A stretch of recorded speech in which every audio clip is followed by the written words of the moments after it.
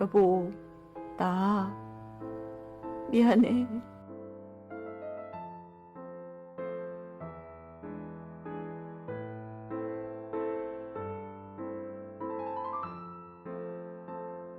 그날따라 아내가 이상했습니다. 한 번도 본 적 없는 고급 스카프,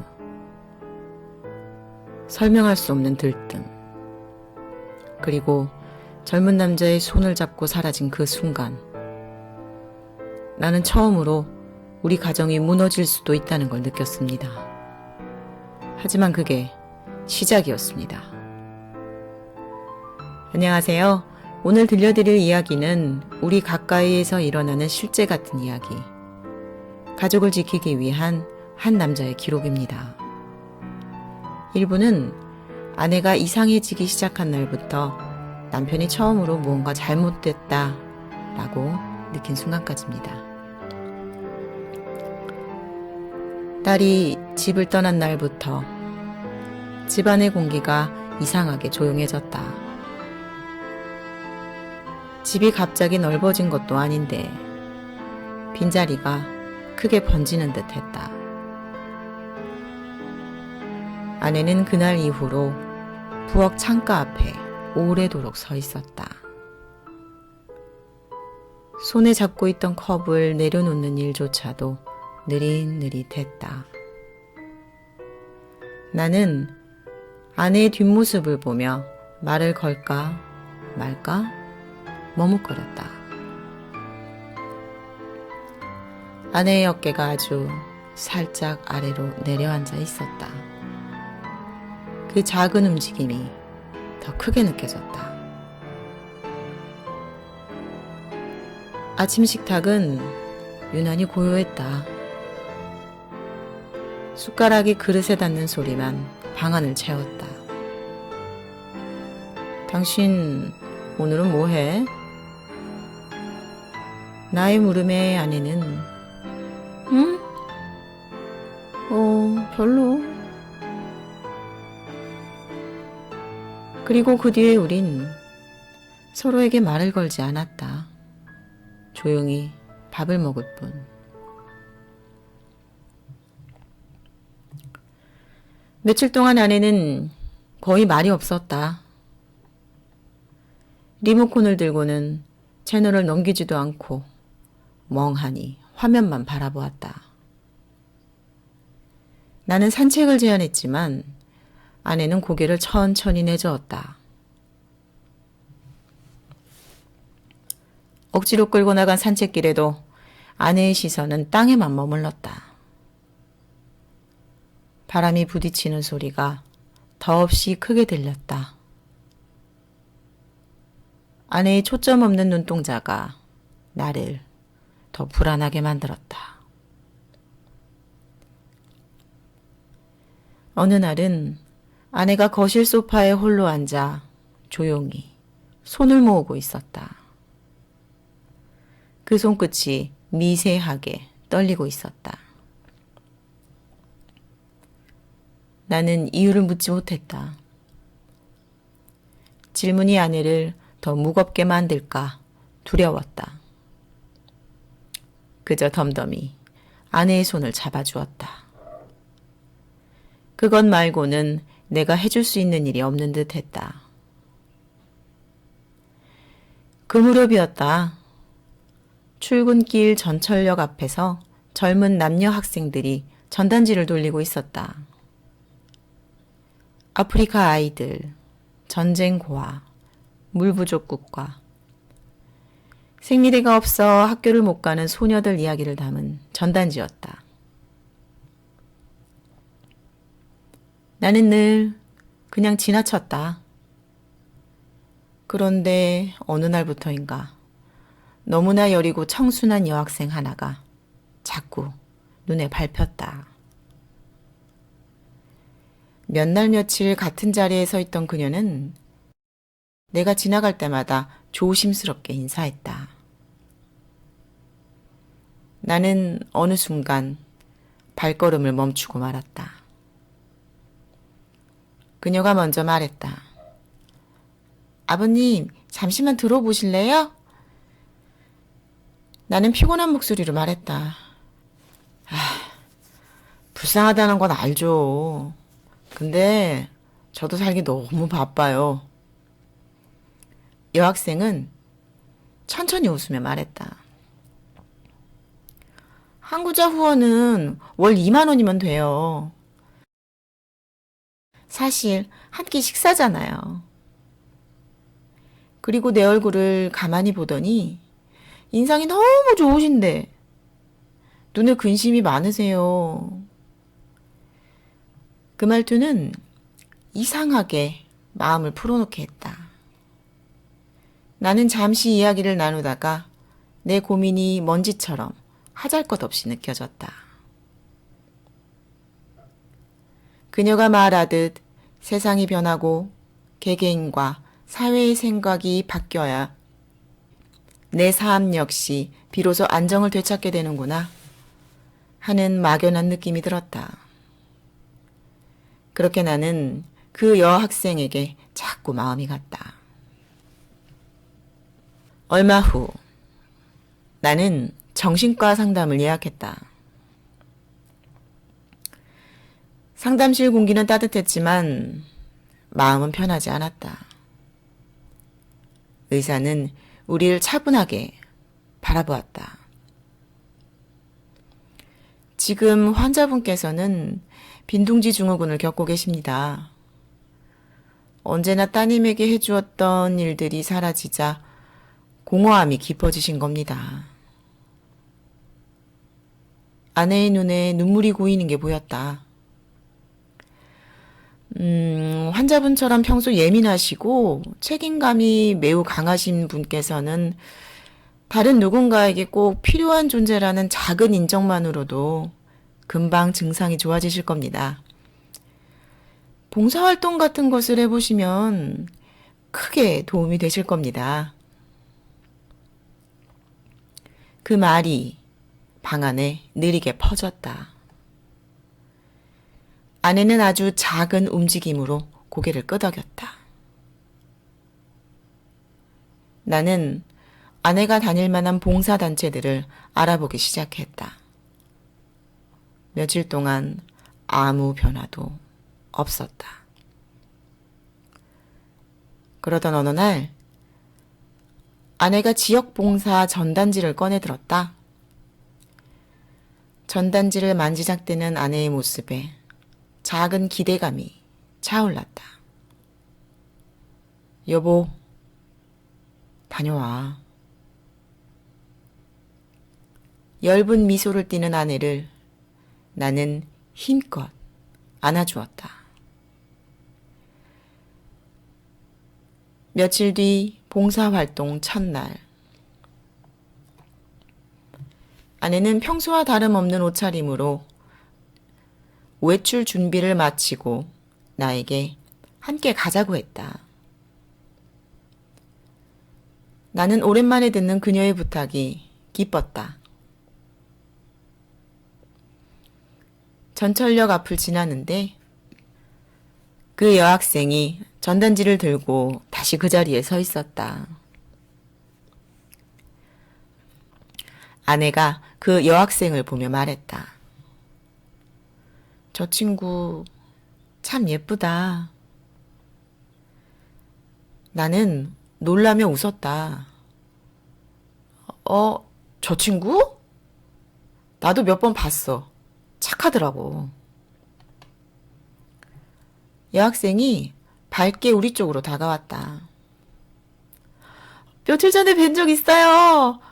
두 분 모두 너무 따뜻해 보이세요. 아내는 괜히 환하게 웃었다. 나는 가볍게 말했다. 젊은 사람이 생각이 아주 바르더라고. 꼭 젊었을 때 당신 보는 것 같아. 당신도 이런 선한 일 잘 맞을 것 같은데 말이야. 여학생은 명찰을 가리키며 말했다.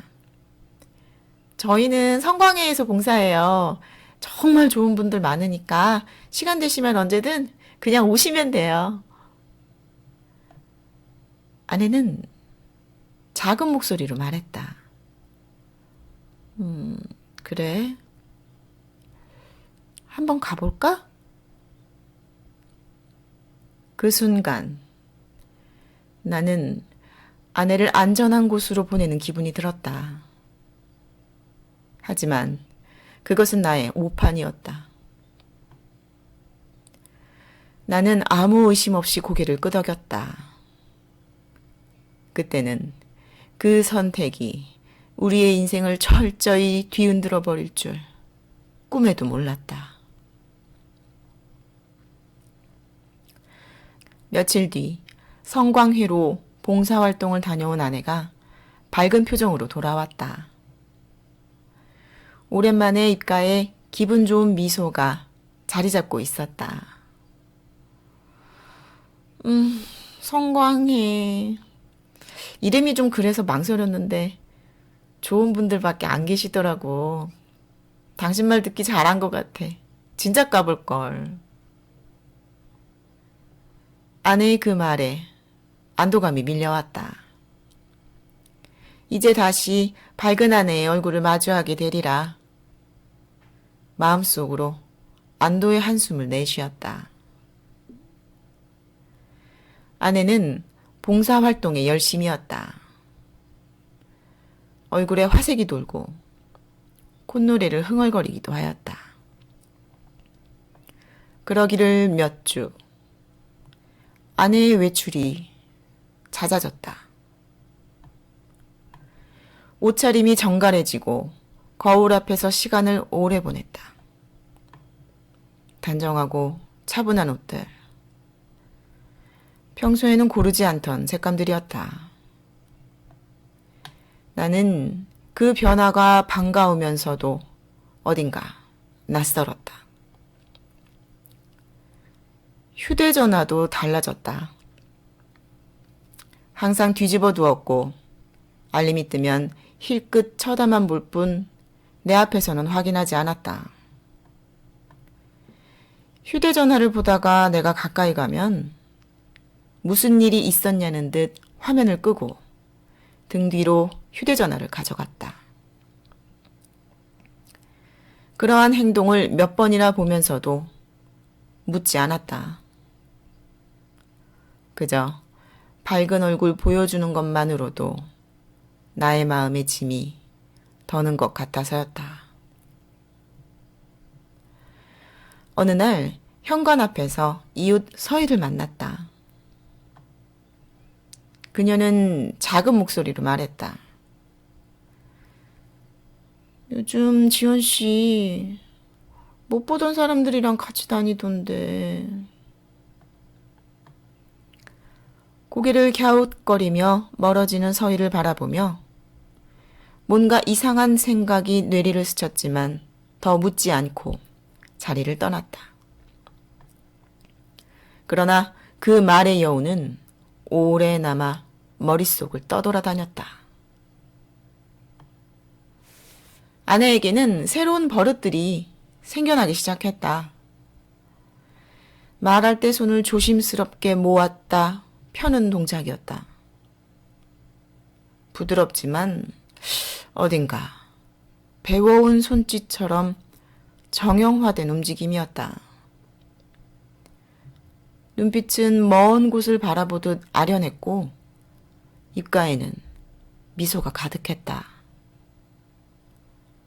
말투도 조금씩 변해가고 있었다. 마음이 정리돼 잡음이 사라지는 느낌이야. 아내가 평소 쓰지 않던 표현이었다. 나는 그런 말을 들을 때마다 마음 한켠이 서늘해짐을 느꼈다. 그리고 그날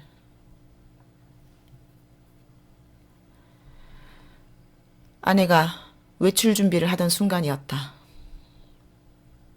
내가 한 번도 본 적이 없는 스카프가 눈에 들어왔다.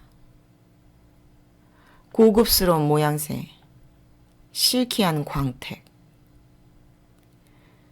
누가 봐도 비싸 보이는 우리의 생활 수준과는 동떨어진 물건이었다. 아내에게 저런 고급 스카프가 있었던가? 평소 검소한 성격에 사치라고는 해본 적이 없는 아내가 저런 물건을 스스로 사왔을 리가 없었다. 이상한 느낌이 머리끝에 걸리는 걸 느꼈다. 당신 또 봉사활동가? 아내는 거울 앞에서 얼굴을 살짝 기울이며 말했다. 나 늦었다. 얼른 갔다 올게. 귀걸이를 매만지며 콧노래를 작게 흥얼거리는 아내. 아내는 무척 신이 나 있었다. 그 밝음이 어색하다 못해 어딘가 이상함이 느껴졌다. 이것은 분명 위험한 신호였다. 살랑거리는 봄바람처럼 나의 아내는 그렇게 웃고 있었다.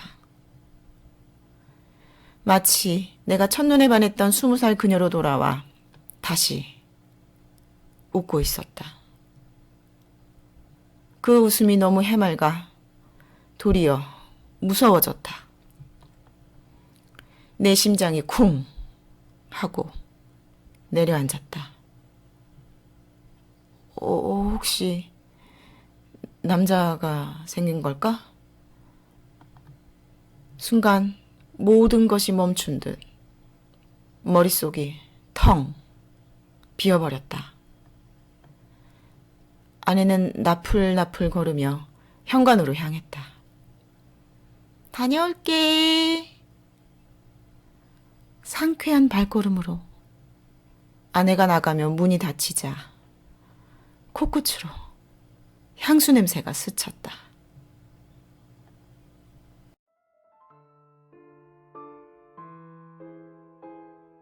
내가 아내에게 선물한 아내가 가장 아끼던 향수였다. 심장이 멎는 듯했다. 손발이 떨리고 현기증이 일어 잠시 휘청이다 결국 그 자리에 주저앉아 버렸다. 그러기도 잠시 나는 숨을 고르고 일어섰다. 사실을 확인해야만 했다. 서둘러 옷을 입고 뛰어나갔다.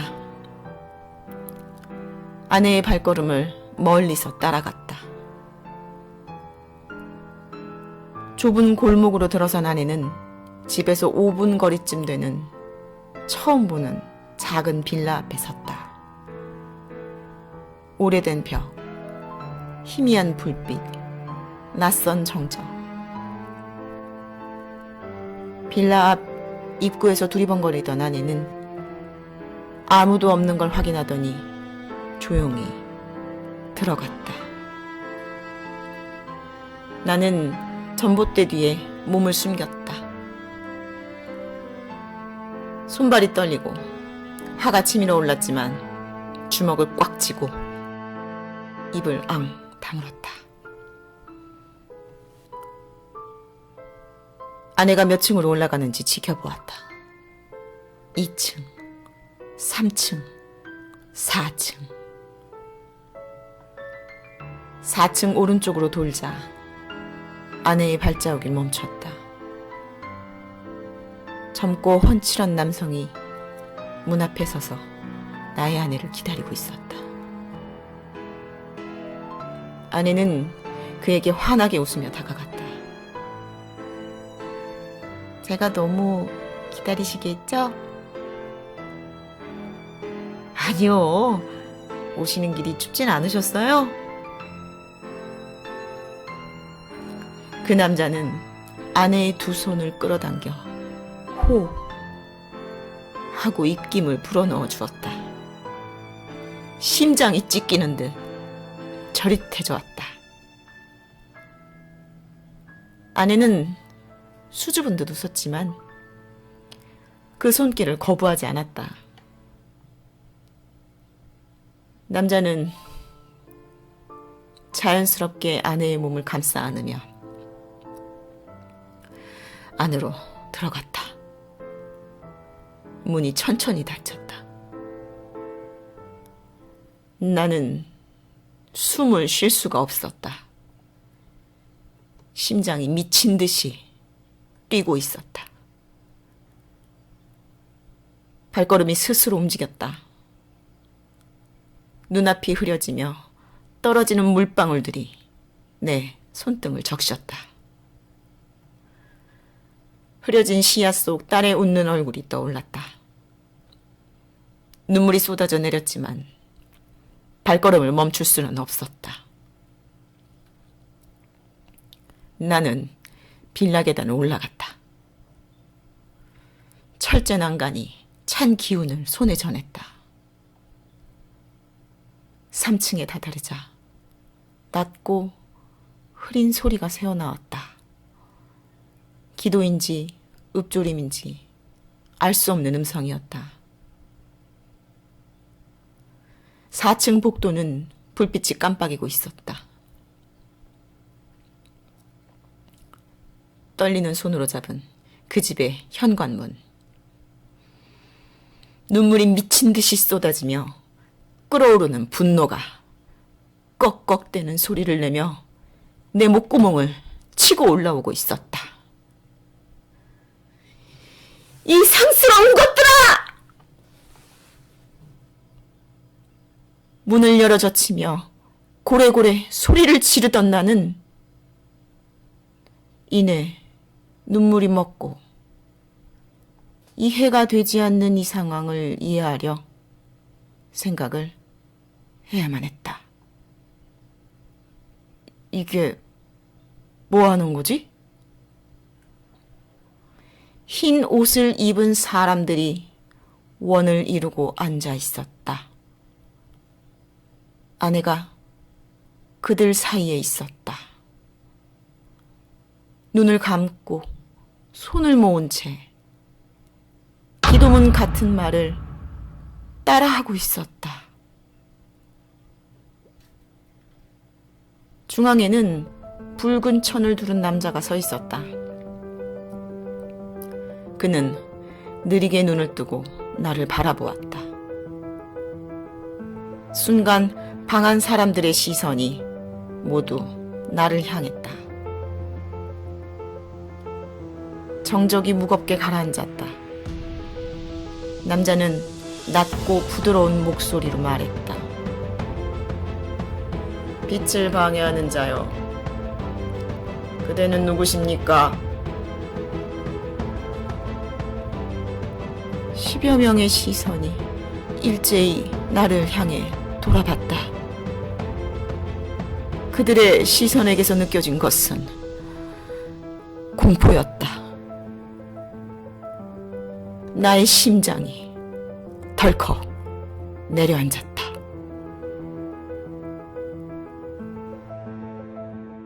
이 이야기가 마음에 남으셨다면 구독과 좋아요는 다음 이야기를 이어가는 힘이 됩니다.